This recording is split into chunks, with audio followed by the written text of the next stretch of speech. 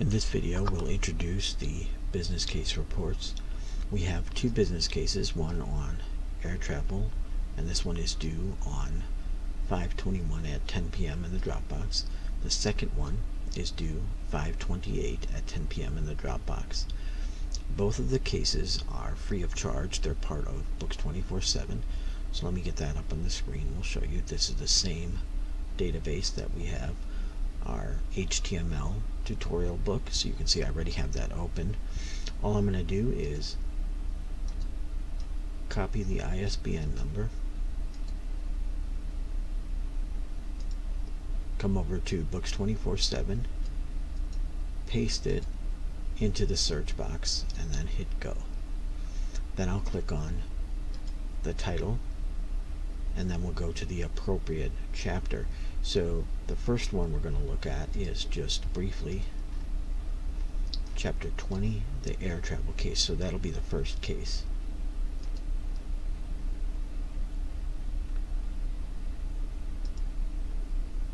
Here's what I want you to do. Read the case and then look at the questions. So there's two different cases, and each question might not apply to each case. I want you to first assume that you are the primary decision maker in the case, and this is from the business perspective, so don't approach this as a consumer or a customer. Indicate what role you're taking. So for the airline case, it could be the role of a CEO of an airline. It could be the CEO of an online travel agency like Expedia, Travelocity, Kayak, or some company like that. It could be a brick and mortar local mom and pop travel agency.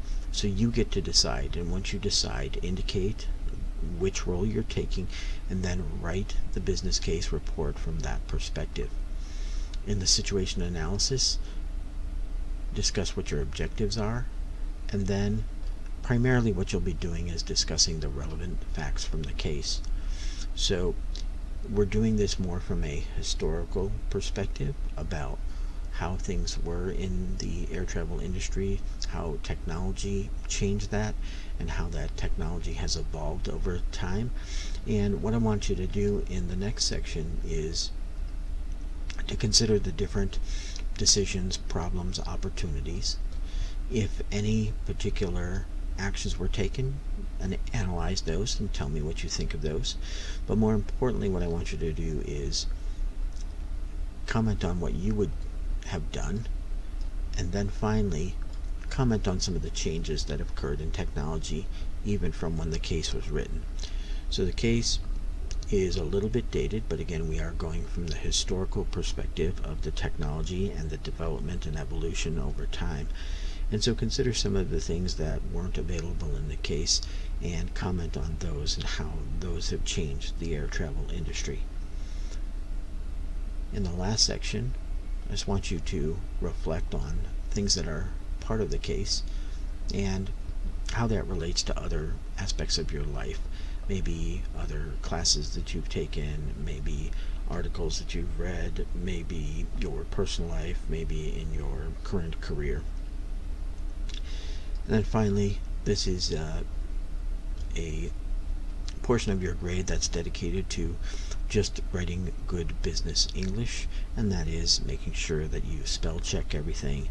Have someone, if you're not really good at writing, have someone double check it for you, and make sure you use section headings, and those are the situation analysis, that section, the solution analysis, and then finally the review and reflection.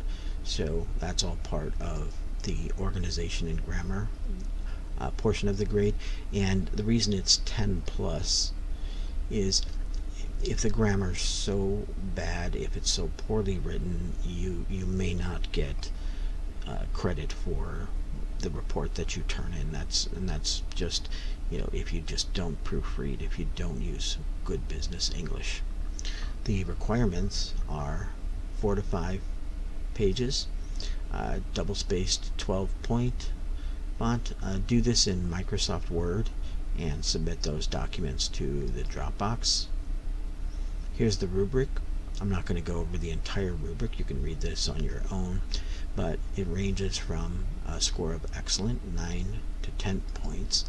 For example, in the situation analysis, if you identify the major issue and thoroughly discuss them, all the way down to 0 to 5 points if you don't do a good job figuring out those issues, which ones were relevant in the major issues, and then not discussing them well. Okay, so if you have any questions, send me an email or catch me during office hours. Again, there are 2 of these, and they're due on the 21st and 28th.